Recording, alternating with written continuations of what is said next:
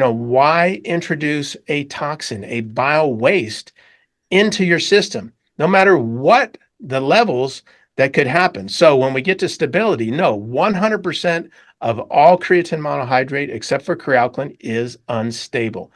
This is the Bible right here for chemists.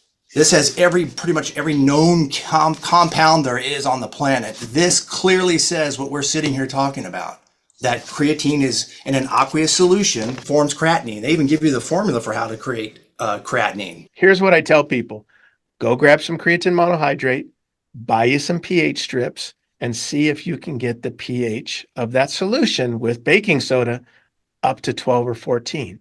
And one of the things that Brian has always told me, you don't say anything if you can't go to court and back up everything that you say. You're putting something out with our name. I need to see the research. Well, they wouldn't give it to me. Again, we get legal involved. All of a sudden, I get a call from the Department of Justice in Texas saying, hey, there's something going on here. We're going to sue both of these guys to get the research. What is going on, everybody? Great interview in store that deserves some context, and it's hard to do this justice in a brief intro and not have you guys lose interest here. But if you guys are remotely interested into creatine supplementation, but also some of the politics and backstory of creatine, then I think you guys might be interested in this video. I already interviewed Dr. Jeff Golini, who is the executive scientist over at EFX, about how he brought creatine to market, his whole story. We got into specifics about how to take creatine, dosages, stuff like that, but then also some pushback on their patented form of creatine, crealkaline, which has been on the market for many years. And in that video, I kind of pushed back a little bit because I've heard many criticisms that their form of creatine really is not necessary, and just to go out and buy the cheapest form of creatine monohydrate possible. So that was a little bit in that video, but then I got to know Brian Andrews, who is the president of EFX. Super nice guy. Both these guys spent a lot of time with me off air, off recording. Got to know Brian, really talking purely about training over a year ago.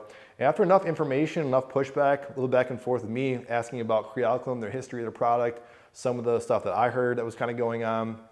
Once he told me some of the insider kind of baseball that was kind of going on, I'm like, you guys got to share this story. Regardless of what you think and some of the sciences we're going to get into, because the main concern for me at the end of the day, you guys will hear this, is if I want to take creatine, which I've been taking it, if not the most of my adult life, a majority of my life at this point, I've been taking creatine consistently. I want to make sure it's somewhat safe. I want to make sure they're free of any kind of impurities.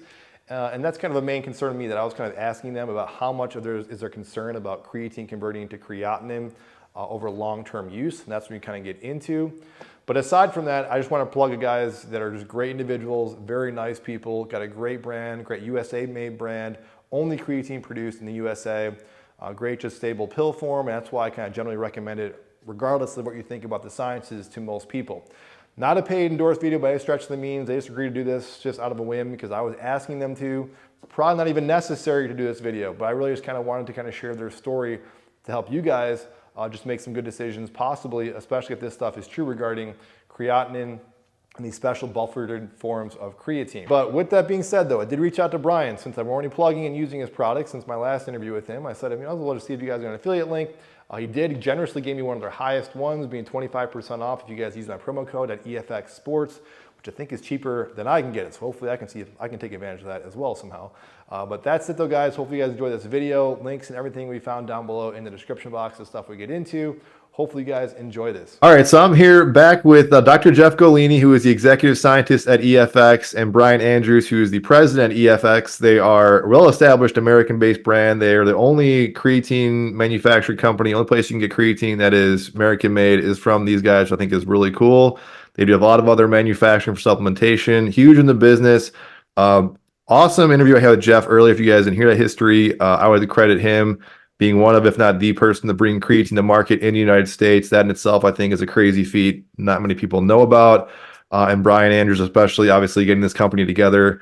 And I'll have them kind of maybe give their background story a little bit introduction. But in this interview, I really want to get deep into something that I thought was really important. I've heard my whole life, being in the exercise science field as a professor, going to lectures on creatine. The very first thing I'll hear, they'll go through misconceptions and myths. Actually, in our interview with Dr. Jeff, we got into that he covered really well in our previous interview. I'll link it down below.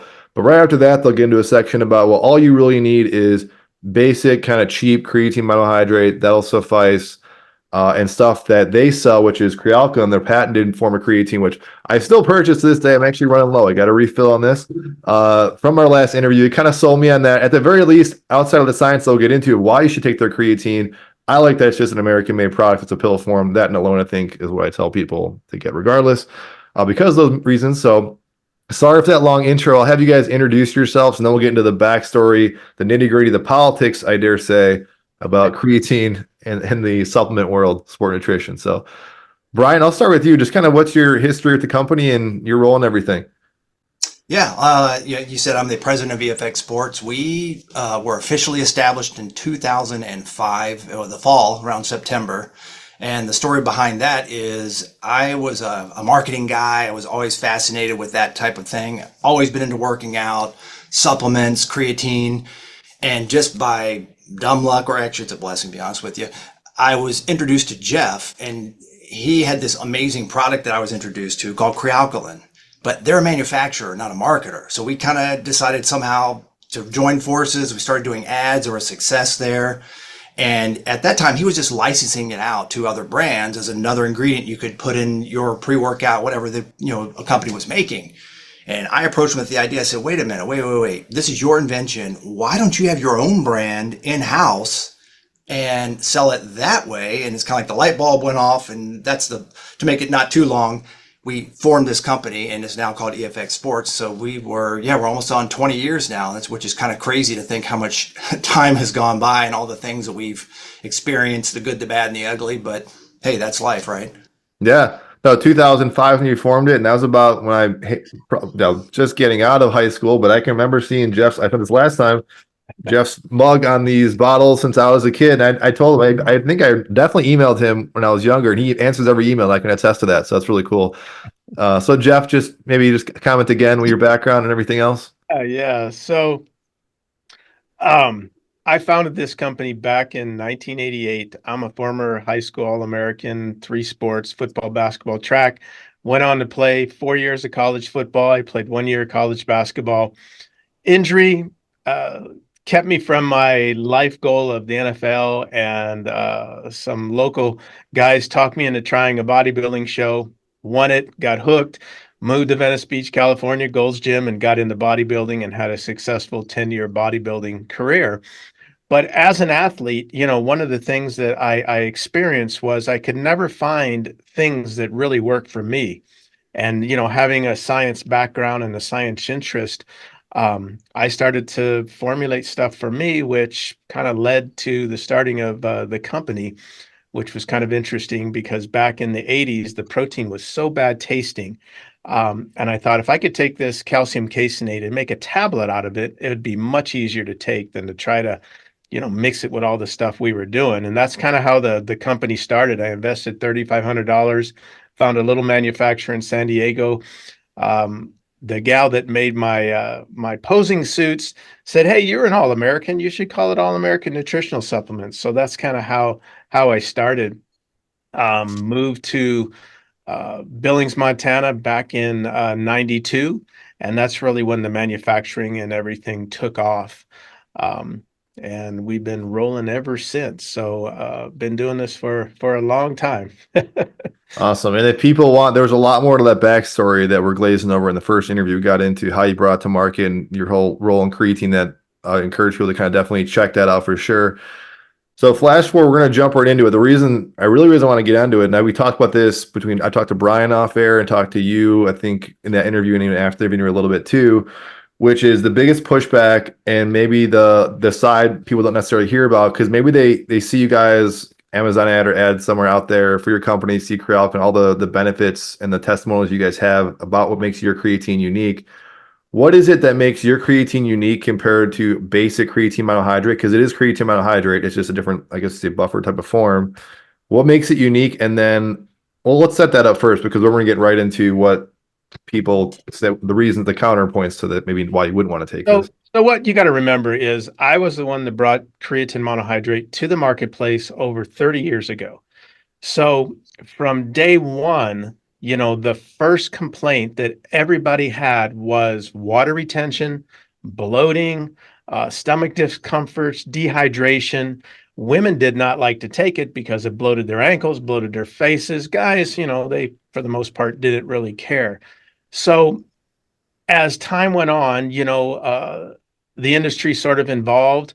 We saw a little study somewhere in Europe that said, oh, if you take creatine with sugar, much better. Well, for us, it was a marketing ploy because we were selling 100 grams of creatine monohydrate for $99.99 cash. Now we could cut that by a third and give you a big old 2-pound jug, but instead of 100 grams of creatine, you got 30, and we sell it for $99.99. The rest was all sugar. So it was really nothing more than a marketing ploy as I look. We went through effervescence and all these different things. Well, kind of fast forwarding, I was doing some research to look at the stability.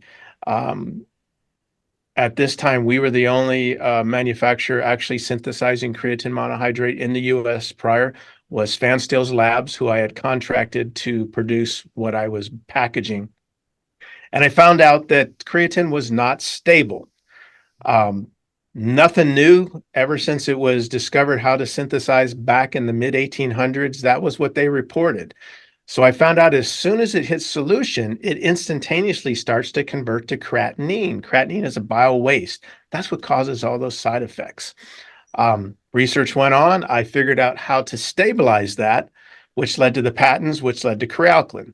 So just kind of a review, creatine monohydrate is the only form that your body can actually uptake. All the other ones, don't waste your money because it's not pure creatine monohydrate. Problem is the flaws. Instantaneously converts to creatinine. The lower the pH, the quicker the conversion. And obviously there's lots of variances between heat and, yada, yada, yada. But that's besides the point. So does creatine monohydrate work? Yeah, absolutely. I've never said it didn't work. I just said there's a flaw.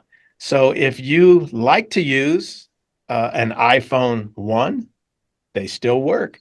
But if you want to use the newest, greatest, I don't know what it's on now, iPhone 15, they just continue to fix all the flaws in technology. And that's what Crealclin did, is it fixed the flaws. So when it hits solution, it doesn't convert to creatinine. So what does that mean? That means you're not going to have all those nasty side effects. And my research led to find that you only need about 1.5 grams per dose. Remember, our body is producing creatine. We produce about 2.5 grams, maybe 3 a day. We're getting creatine from our meat. So your body can only use so much. So again, we didn't need to load. We just found out that, again, that was another marketing ploy that we put. We saw a little study that said, oh, hey, loading might help. Oh, hey, great. Now they'll buy 2 bottles if I tell them to load 20 grams for the first 10 days. And again, not necessarily proud of all those things, but we were all young and, And you did say, I think, that if body weight and more work was being done, you certainly can make a case for having more creatine. Yeah, I mean, obviously it depends on who you are. A 120-pound, high school senior is not going to need the same amount as a 330-pound, NFL lineman. So again, it does depend on activity, what you do, how much you eat. But just getting down to brass tacks for people who work out and exercise, for 20 some years, I'm still sticking with 1.5 grams in the morning, 1.5 grams before a workout, off days, 1.5 grams. And for the majority of the people, that is enough because again, we're getting, 5, 6, 7 grams maybe from your food and then your body's producing. So you can only use so much, but the key is spacing it out, not doing it all at one time. When I like people I hope people hear you and not just trying to give you lip service, but you're being honest with the backstory and everything. And also that you could easily say, yeah, have 4 grams, 5 grams a day. So you're giving the minimal effective dose, which I think people can respect. Brian, was there anything you're going to add to just that before we get into like specifics now about Crealclin, what makes it, and also the pushback? Anything you want to add to that, what Jeff said? Yeah, sure. So, I mean, one of the biggest criticisms is what you just said is about the dosing, because everyone's so bent on that 5-gram thing. And it's like if they just stop and think just for a second, we'd make more money if we told you to take 5 or 10 grams. We're telling you to use less product. What company does that? That's insanity. I want people to get the best possible result. And that's the bottom line. You're talking about the difference of well, again, I want to go on the record since this is being taped. Creatinine is creatine monohydrate. It's not some weird derivative, and then you see all these fancy things. We've seen so many come and go over the years. I want to go on the record. It is creatine monohydrate. And I will say this on the record. If you choose to not use creatinine, please just use the basic creatine monohydrate. Don't go the other route. That is what we promote. It has the most studies, the track record, etc. He talked about, the side effects thing. It's really weird. When we first started doing shows, I'm talking about trade shows, and promoting this product back in the mid 2000s when I said we first started getting going at this. I can't tell you. I mean, probably 8 out of 10 people come and go, oh no, creatine. Oh, I get bloated. I get cramps, diarrhea. I mean, you know that litany of stuff that Jeff just went through. Now it's a whole different world. I mean, most people accuse us of lying. They're like, why would you even say it has side effects? I guess they don't want to believe it. But if you just do a very simple search, I'm talking about the basic. We're not talking about heart attack. I'm talking about, like you said, cramping, stomach distress. Those things are on like the Mount Sinai. That's a medical center, a very prestigious medical center. Look at it, says it right there, and they act like it's not there. Personally, I never had those problems. But I definitely know people that do. And I mean, you could just see the look on some people's faces at these shows, and you'd say creatine. It was like, whoa. And then women were even worse. They thought you were talking about testosterone. Yeah. Wow. And then the girls that get on it absolutely love it because all of a sudden it's like a whole new world with strength and recovery and that sort of thing. But I just wanted to hit on that point because it's just weird to see the evolution over time of we talk about side effects and now we're talking about it. And it's almost like they say, you're lying. There's no such thing. Right. Yeah. Yeah, no, I definitely agree with that. Well, I think the other big thing is you guys definitely address it's creatine monohydrate, but I think, and like Jeff said, it's the next evolution of that. But I think from the consumer who's just worried about their health, and especially nowadays, the stuff you hear about, I saw an article yesterday about, it was just some whatever mainstream article about be careful with supplements you buy, etc. But people are really concerned about what's going in their supplements, and especially knowing I like you guys are the only ones that make it in the U.S. Creapure in Germany has a good reputation. But the pushback people are going to have if they do a little bit of digging, I think, not to make a spotlight on this, is that some people will say, well, I don't need this. I'll just buy the cheapest bulk brand, quote unquote, creatine monohydrate, get the biggest bang for my buck, and I'll take the dose you just told me, but I won't use yours. But the thing for me as a consumer is like, well, I want to make sure I'm not harming myself in the process, even if it's subtle over time. So how much value is that into, I guess, that the safety efficacy of just that part of it? Yeah. And, I get teed on that because these are the people that go, oh, I'm a non-creatine responder. There's no such thing. If you did not have creatine, you cease to exist. Your body can't live without it. That's why it produces it. That's how important it is. If you want to win, I've been an athlete my whole life. I've been a business guy. It's about winning. Winning means I'm going to eat the best food. I'm not going to buy a cheap little weightlifting belt. I mean, all my gear is going to be good, including my food and my supplements. Creatine monohydrate is all made in China. If you want to just buy some cheap made in China stuff, well, what happens with a toaster? Disposable. Coffee maker, disposable. You ain't going to get the results. And if you think you're getting the results, again, you're going to get some, but again, it's cheap. Most of them have a lot of impurities. And again, you're not supporting American brand. Now, Creapure, they do have a good product. And it's kind of interesting because we've been in a battle ever since, and creatinine has outperformed, globally. They at first said creatine wasn't stable. It was stable. Then they went on and said, well, ours is stable sitting in the warehouse. And then they finally, came to fruition to say, well, yeah, it is unstable in solution, but, just drink it fast and such. But it's a big deal. People are worried about dyes. They're worried about artificial flavors. They're worried about all this stuff. And then you go creatinine. Oh, yeah, nothing wrong with that. I don't care. Give me a break. I wrote a book that's a reference book called The Dangers of Creatinine. And this isn't a slam on the supplement industry. This is all written for people who have some kidney issues or to prevent kidney issues. When you have kidney failure, it is irreversible. It's not something that your body will heal. Creatinine is exposed, extarches through the kidneys. When you go in for a physical, that's what they do. They're going to check your creatinine levels to make sure your kidneys are working well. The normal process of your body burning creatine, the exhaust, the bio waste is creatinine. It's kind of like your car burning fuel. You've got carbon dioxide or monoxide or whatever it is coming out the back end. Well, that's the exhaust. Well, you don't want to be ingesting that stuff. I did a study on mice years ago, and I injected them with pure creatinine. You would have thought they were drunk. They were disoriented, they were rolling, they were running into the side. That's what creatinine does. So why would an athlete want to put something like that in your body or have the potential of that going into your body?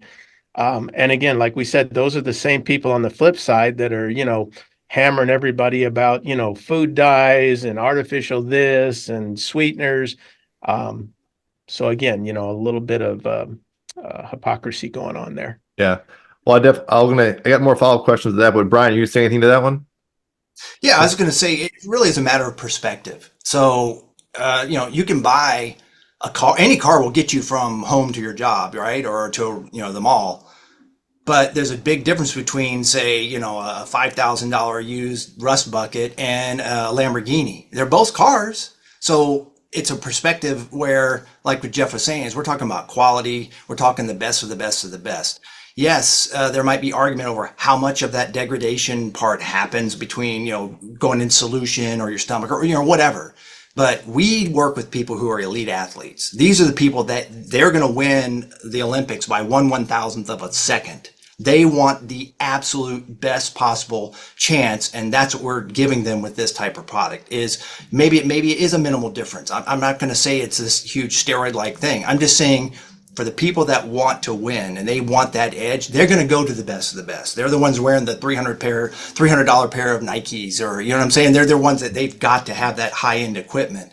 And you're not going to get the same performance as an NFL athlete training on, in a cruddy gym and, just kind of not really putting your heart into it, if that makes sense. So I'm saying it's all a matter of perspective. And yes, our products cost more, but there's so much more that go into it. And that's the hard part, is getting people to see it that way, because you can go to the Walmarts, and all these other places and get the cheapest of the cheap of the cheap. The biggest assumption, though, is that it's all the same. And that's what we're trying to tell you, is it is not. A lot of these ingredients are coming from the same place, but they're not doing the same quality controls and that type of thing to give you what's in that bag. Because something has to give you a $50 product for 20. And you got to keep in mind too that you got to look at the price per dose, because the people that run down to the Wally World and buy the, $29 1 kilo creatine, they're having to use 20, 30, 40 grams. I hear it all the time to get some effect. Well, what is that costing per serving? $5, $6, where Crealclin, again, 1.5 grams, the cost per serving is cheaper because you use less. Everyone I've ever seen talk to over the years who say, oh, I'll just use the cheap stuff. And you go, well, how much do you have to use? Well, for me, I got to use 30 grams a day. That's what works. Well, there you go. It ain't cheaper. How about I don't want to keep hammering the safety part, but is there just one last point on that before we get into kind of what people have accused Crealclin maybe not being, with like, Sure. how much is that just baking soda? I'll get into that maybe next part, but I'm still hung up on that part of the safety part. Is there anything that we can say? And I sent Jeff something over earlier that maybe I'll show on the screen or talk about an intro, but I can link it down below, an article where people I'm summarizing here. It was kind of a summary of a bunch of research studies on creatine. Getting into just that stability of creatine, how much do we know really about how stable creatine is? I know from what I'm gathering, and with to go down this rabbit hole too much, but it sounds like you guys are saying we don't really know. Like, it could be, if I just buy, let's say it's a Creapure, good quality German-based creatine, and I'm consuming that's my creatine monohydrate of choice. Are you basically saying that it's might be safe? You don't really know, as far as how stable is that compared to your guys' product? Is there any way of knowing that? Yeah, absolutely. That was done. That's what led to all the patents. So we got to break that apart. Stability and safety are two different things. So people get that confused. They go, oh, there's research showing creatine monohydrate is safe, and it's been out there for 30 years. Yeah, it is, but all the data has been taken off of healthy people. A healthy person can do an unhealthy thing. There's a rule that some smart physicists put together. It's called the 299, that you're going to do something 299 times something unsafe, and on the 300th time, you're going to have an accident. So you can take, you can, drink alcohol, you can drink poison, and be healthy, and it may not affect you, permanent damage, but over time it's going to. Let alone people who are on medications or who have some health issues. This day and age, with all the allergies and all of the ailments people have, why introduce a toxin, a bio waste into your system, no matter what the levels that could happen? So when we get to stability, no, 100% of all creatine monohydrate, except for crealkaline, is unstable. As soon as it hits solution, it's like baking soda and vinegar. I don't care how good that baking soda is. You add vinegar, what's going to happen? Remember the old seventh grade experiment, the volcano? That's a Yeah. chemical reaction. Well, that's what happens when creatine monohydrate hits solution, hits water. It starts to convert to that creatinine. The lower that pH, the more acidic, the quicker that conversion. If you elevate that pH, which is what I did during the manufacturing, I got that conversion to stop. So that's the real issue. Creatine monohydrate, it's been proven safe, but the creatinine is not safe. So that's where you kind of have to differentiate. An 18-year-old kid taking creatine monohydrate, 50 grams, he may not have any problems, but what's going to happen when he's 30 or 40 if he continues? We don't know. And that's what they don't know and they don't report. So again, stability, no other forms are stable, have not been, will not be. No one has figured out how to make crealkaline in 23 years. And again, it's been the best of the best out there who have come across. I think I told you the story. I won't mention the gentleman's name, but when I first introduced crealkaline, this guy was out of England. He's by far has been the leading research of creatine monohydrate. Brilliant guy, 200 and some patents. I introduced crealkaline at the Anaheim Expo show. He heard about it. He came over, chewed me out up and down. You can't do this. This is garbage, bogus. He grabbed my research book and left. And I'm like, who the heck is this guy? Never even heard of him. After the show, when they go, oh, the show is over and the lights are dimming, he came back and he said, I got to apologize to you. I've been trying to stabilize creatine for over 30 years. You did it. Congratulations. And that was the last I heard of the guy. And again, Really? he's a well-known scientist, well-known guy. And, again, uh, call it luck, call it God, I know how I came up with it. But again, there is only one way to stabilize creatine monohydrate, and point blank. So So to the layperson, I mean, some people I've seen this way even when I was back in high school, maybe even college, looking into it with great crealkaline. Well, it's just baking soda or something. What you probably heard that? What do you say to that? People say, well, it's just so baking soda with monohydrate. So I'm smart. I got street smarts besides science smarts. So when I first started working on this patent, and I thought, I have something I can patent here. I've invented something, but I don't want to tell anybody how I make it. So my patent attorney, again, you can't do that today, but back then he said, well, make it as vague as possible. You can put all different ways. So I'm like, oh, okay, well, you can put some baking soda in there and, elevate the pH. Oh, sounds good. Well, I got the patent.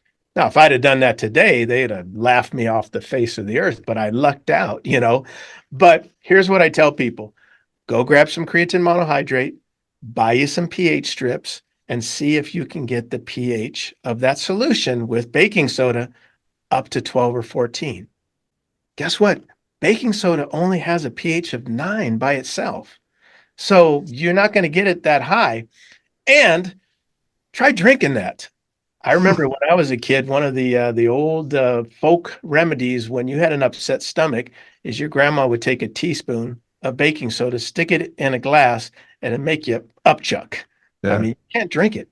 So that's what I always tell people. Well, go do it. Go buy a 99-cent box of baking soda and put a couple teaspoons in there and enjoy.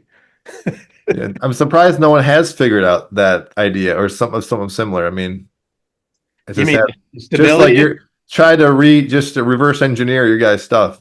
Well, the problem is that um, you got to be in the synthesis process. The only ones are China. They haven't figured it out. And Creapure. Creapure has attempted several times with their triple buffered, but again, it still didn't work. So this was a pretty sneaky, high tech way of doing this. Um, Maybe somebody sometime will figure it out now that the patents are off, at least in the USA. But I doubt it because, again, the best of the best out there who are in the creatine manufacturing industry have never figured it out. And I don't think they will. That's great. Brian, anything? Yeah, I was just going to add, we talk about stability, stability, stability, and this is a newer, when I say newer, I'm saying to this generation now. Like I said, the original guys, it clicked and they really grasped onto it. But when you talk about that today, all they want to talk about is what the marketing they see about solubility. That's a whole different animal. But I just want to throw in 2 points. So we talk about creatinine.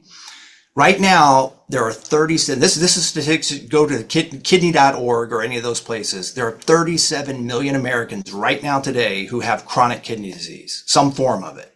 The crazy part is that's 1 in 7 Americans, 1 in 7. So you go to the restaurant tonight, 1 in 7 of those people sitting in that room with you have this. Now, here's the crazy part. They say that as many as 9 out of 10 of people who have that, they don't even know it. Because it's a slow burn. It's a slow burn for it to hit you. So now we're talking about, you said safety. Let's just say it's you. You don't know it. You're dumping all this stuff into your system and forcing those kidneys to output it. The creatinine, again, the byproduct on the front end, you're just drinking it. What could that manifest down the road? Again, this isn't a scare tactic. Oh, this guy's trying to scare us into using this product. No, don't use this because of that. I'm just saying, these are just real numbers that I'm not making up. You can fact check me all day long. Look again, CDC has it. Kidney.org is a bunch of these places that talk about these types of figures. And again, I'm saying these are people that don't know it. Now let's take a step back to we talk about stability. This is chemistry. It's fun when we do talk to people completely outside of the industry, but they're chemists and they understand what the compound is. And you talk about instability, and they're like, well, yeah. Like, why are you even telling me this? This is like a known thing to them. Yeah. Okay. Now, let me show you where this comes from. Have you ever heard of this? I had this book here, this small little volume. It's called the Merck Indians. Have you seen this? Yeah. Okay, this is the 12th edition. They're up to, I think, 15, but now it's all online. This is the Bible right here for chemists. This has pretty much every known compound there is on the planet. This clearly says what we're sitting here talking about, that creatine is in an aqueous solution, converts to forms creatinine. They even give you the formula for how to create creatinine in the next entry. But I'm just you can't really read it, but there it is right here. I mean, it's creatine. It says in an aqueous solution, it forms creatinine. I didn't make that up. This is this book.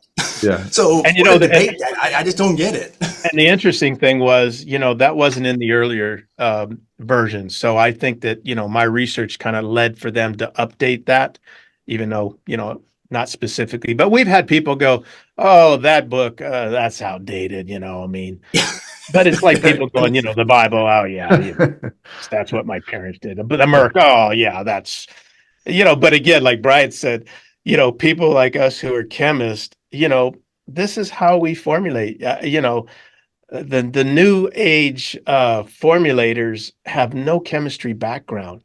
They just mix a bunch of stuff together and come up with a good marketing ploy. But chemists are looking at, how is this going to react in the body? Is it stable? What is the best delivery for it?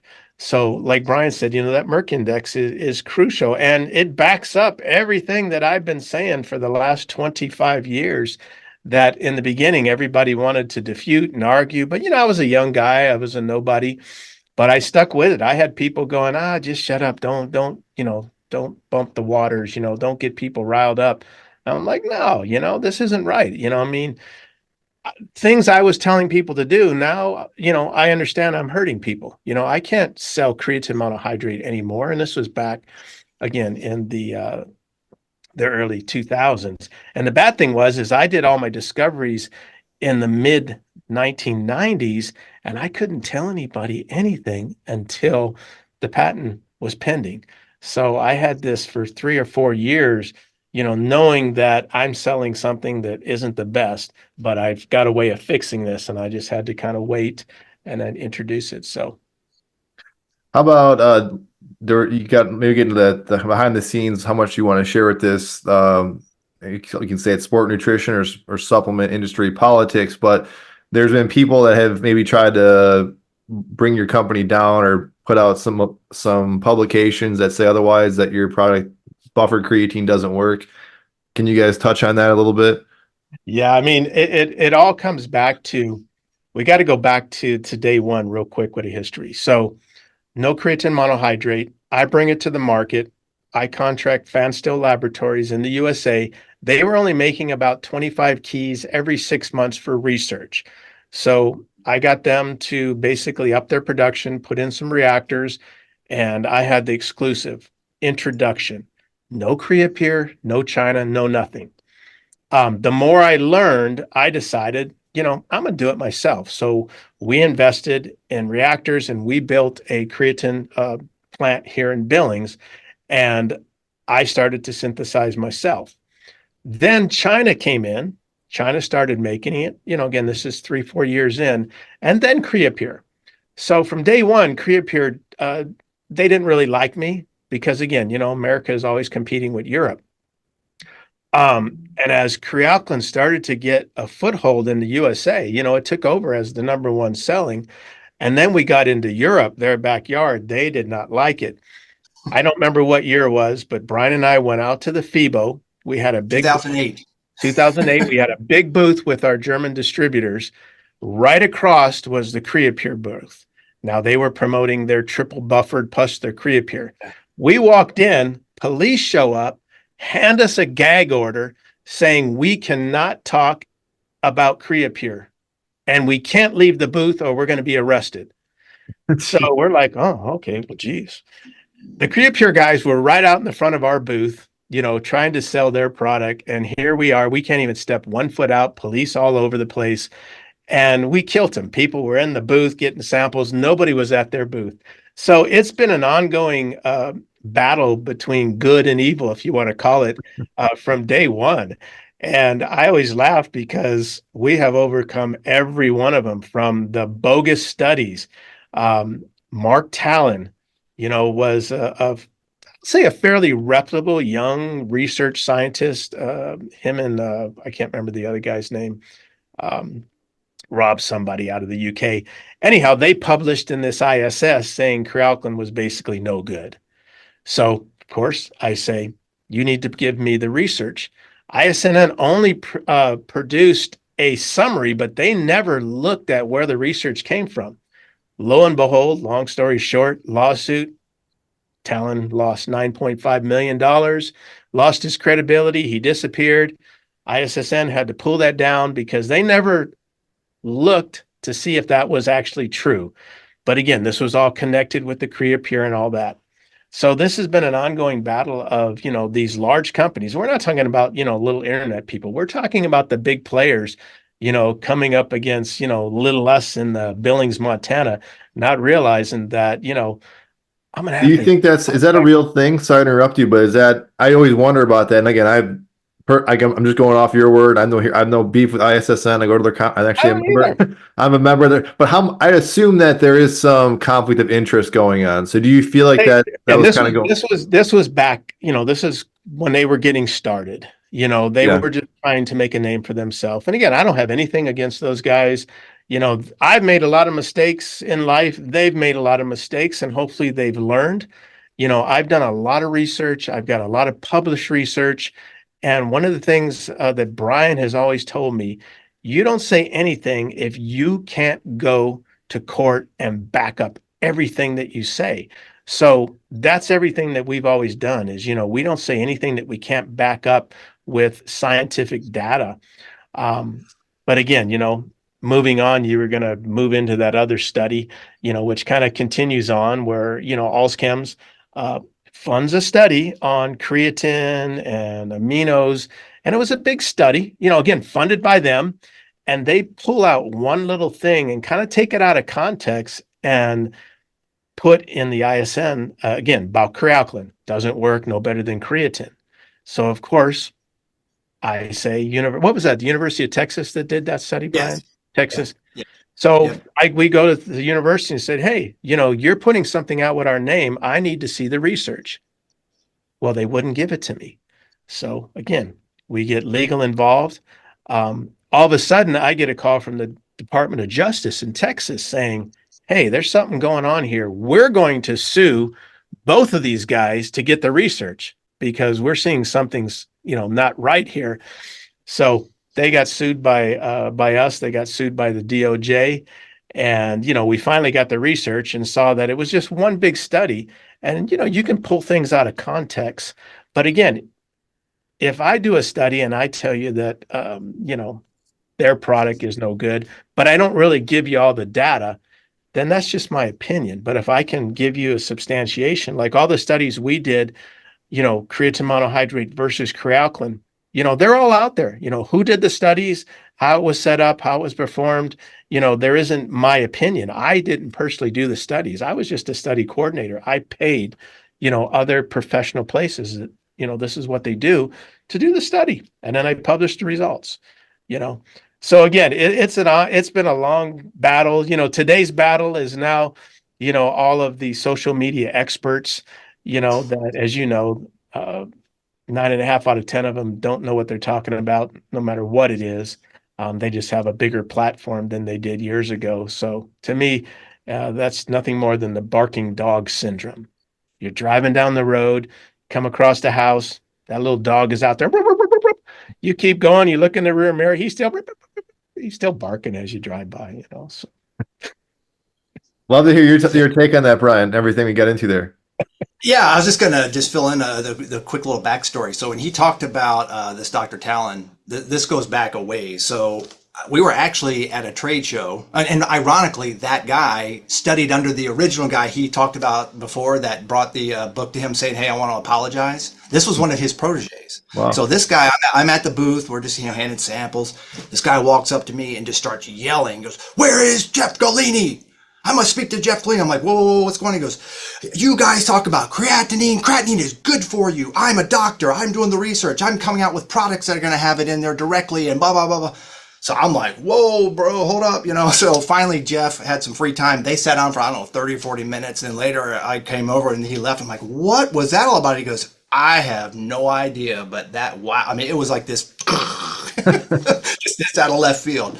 Now, going back to the study he keeps talking, or he referenced. So we get this sent to us. It doesn't happen nearly as much as it used to, but it's always like I call it like it's the smoking gun. It's the one study that's going to topple crealkaline and finally, put it out of business.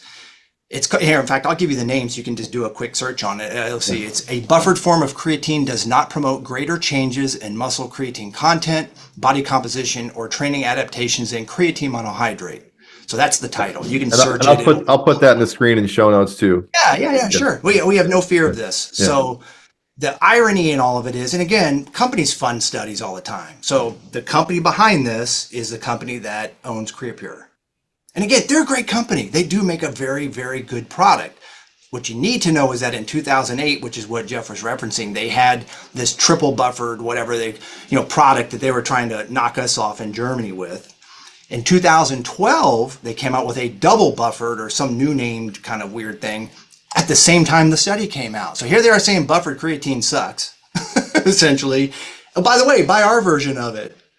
Well, we just found out, was it last year? I think up in Canada, they tried to do it again. Released another super buffered pH 10, I don't even remember what it's called. But again, it just keeps kind of coming back from the same people that tell us and try to tell the world this stuff sucks and it's no good. I mean, it's just, there's a lot of irony and backstory that people don't see. And all they do is point to study. And let me just say one clear thing about studies. This is something I tell people all the time. Well, the research says X, right? Well, look at the research on cholesterol for the past 20 years. Is it good or bad? Every 5 years it becomes good, and then the next 5 years it's bad.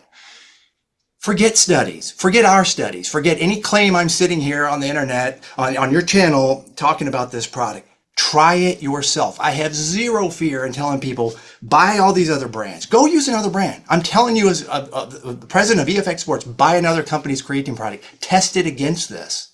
That you are the best research study there is. Yeah. Because we had people who read that study you were referencing, and they'll be like, I don't get it. I use your product. This stuff is so good. It was conflicting in their mind to hear it be bashed the way it was, and they still get the result from it. Does it work for everybody? No, I'm being honest. It's just one of those things. But I say, you are the best research study there is on the planet. You will only know what training system works for you, diet. Don't worry about what this other guy over here says about you got to be carnivore, you got to, keto and all that kind of stuff. Try it yourself. You are the best science experiment on the planet. Yeah. And one of the things about this study, again, if you are a chemist and you understand what they're measuring, it's really subjective, because I've never said creatine monohydrate doesn't work. Once it has been converted to a phosphate, I don't care if it's from steak, pork, chicken, creatine monohydrate, crealkaline, and it's in the bloodstream, it's all the same now. So it all works. Beef works just as good as the cheap creatine monohydrate as crealkaline. That's what this study is about. But how do you measure? Do you shut down the body's production of creatine and you have people eat nothing and they just take creatine monohydrate and then they take crealkaline so you can measure that? Again, it wasn't very good from that standpoint, because again, people need to understand, once it enters that part, it's all the same. We've never said that creatine is crealkaline is uptaked better than creatine monohydrate, crealkaline, anything on a cellular level. Everything we're talking about is prior.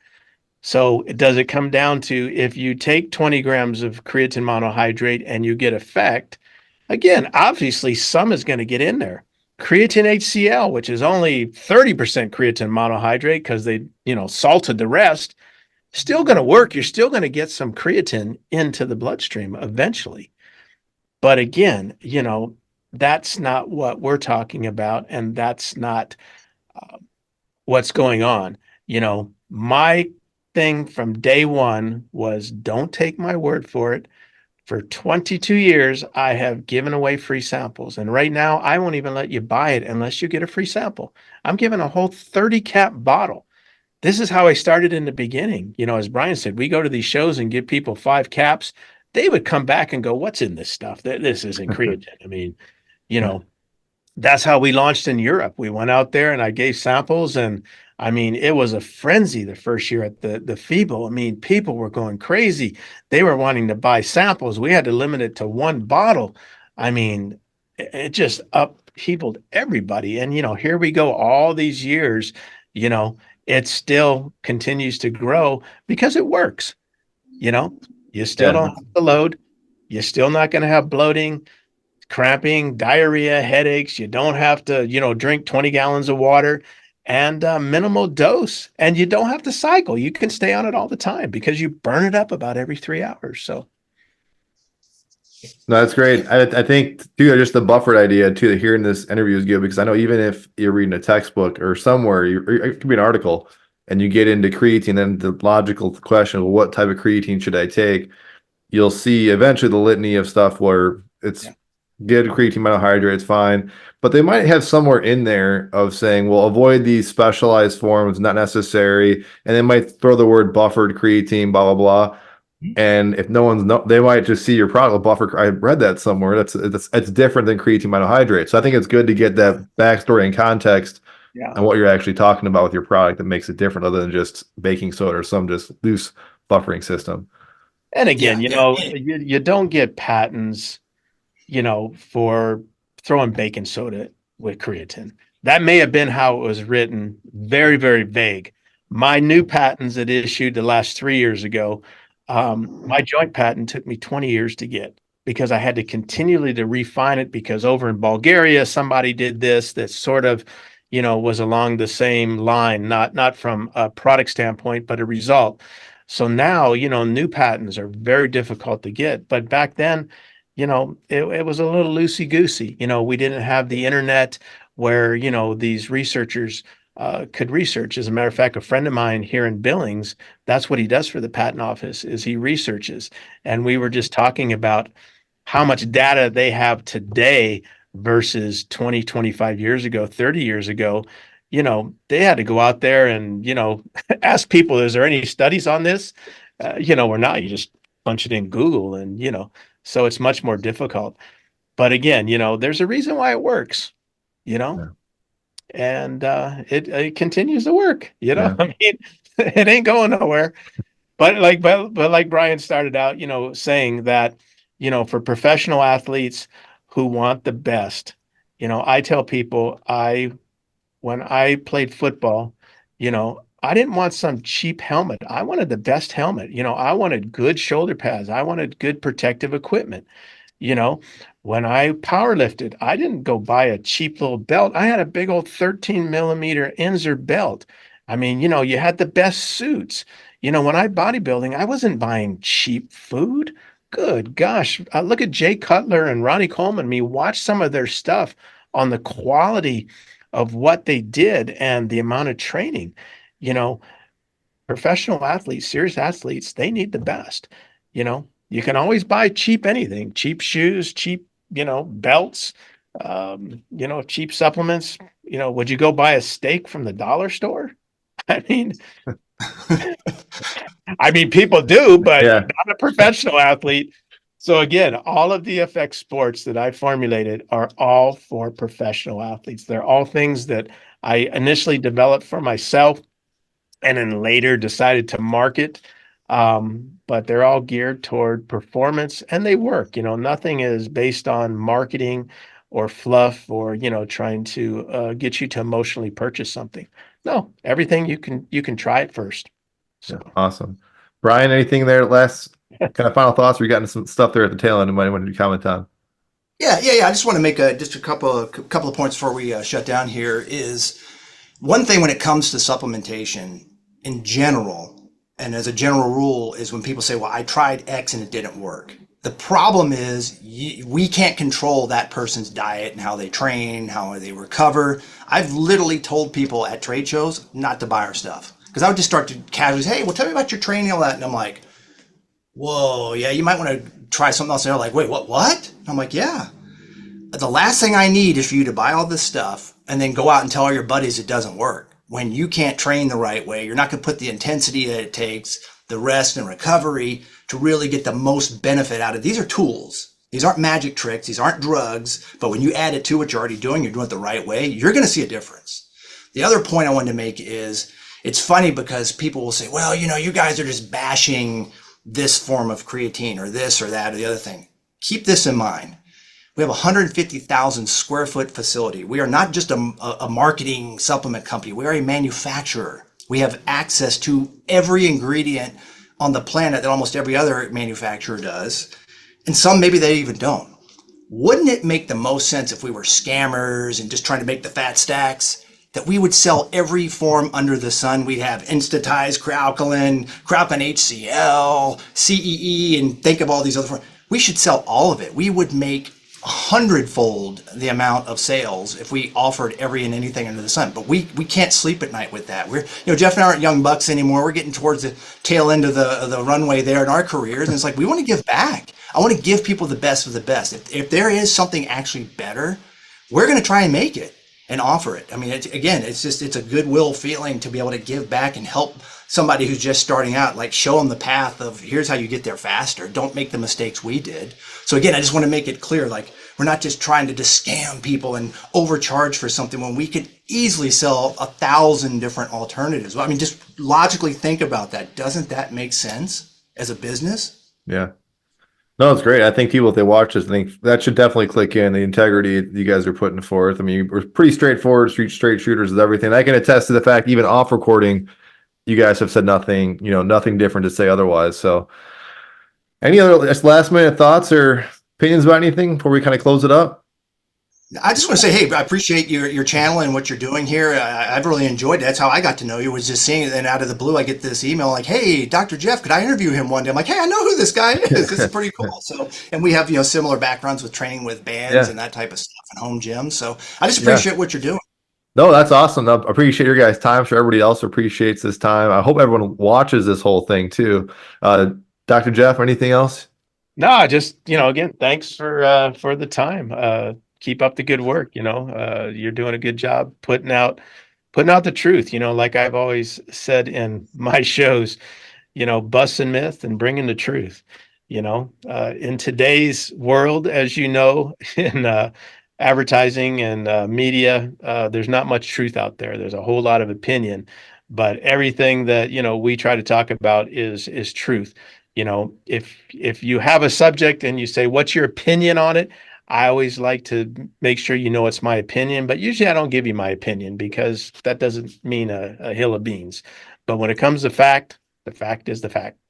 Right, right. Yeah, he's dead on. Like I said, I mean, it's not about bashing other companies and saying, "Oh, we're so much better than them." I can only share what we do because that's all we know. What we do, we know it's at a very high level of production and integrity and that type of thing. Everyone can say that, right? But again, try our products. See if they work for you. I mean, that's at the end of the day. Again, you are the best science experiment and research project there is out there. Forget all these gazillion-dollar studies and this company, or how come you didn't do this study on your protein, whatever. Who cares? It wouldn't matter anyway. Yeah. You might need to come out here sometime, man. We do a little show on site, man. That'd be fun. I'd love to. Yeah. Yeah. I'd love to. That'd be awesome. And I should have said this right in the beginning, but I use your stuff. It's the creatine I use. I'm not getting paid to say that. This was not a big, I'll put a disclaimer right in the beginning. I didn't get paid to have you guys on. This isn't a big promotional thing. So make that clear too. And you definitely, and I think creatine is one of those things that's very subtle. I mean, you like Brian said, you got to put the training in, but the more you use it, when you get off it, then you realize, wow, okay, then that's a great point. That's a great point. It's more one of those things you notice once you come off, as opposed to in the beginning, you get this crazy rush like you're benching 500 pounds all of a sudden when you were at 300. I mean, it's when you come off, you go, whoa, what's going on here? Yeah, it's your new normal, is what I like to tell people. Yeah, there you go. Perfect. Perfect. Yeah. Well, I appreciate it, guys. I'll put all the links and everything down below to all the stuff you want me to plug in. Really appreciate your time. I'm sure they can reach out to you, Brian, but I know Dr. Jeff was really open to any email answers, everything, as you just said. He's been doing that for a long time, and I'll put the YouTube channel and everything else down below as well. Sounds good. Thank you. I appreciate you guys. All right. Thanks, everybody. God bless.